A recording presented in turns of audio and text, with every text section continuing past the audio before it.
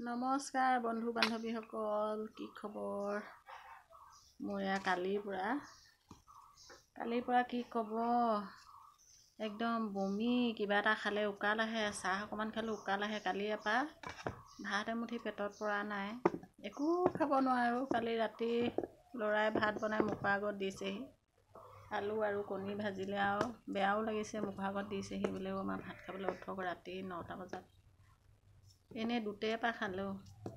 ছোৱালীয়ে আপেল আঙুৰ আনি দিলে, কালি তাইও জইন কৰিলেগৈ। গাটো বেয়া, দুৰ্বল, সেইটোও মোৰ চিন্তা। ল'ৰাৰ হাততে দি পঠিয়ালে, ল'ৰাই থ'বলৈ যাওঁতে খালে নাই খবৰ লৈ থাকে।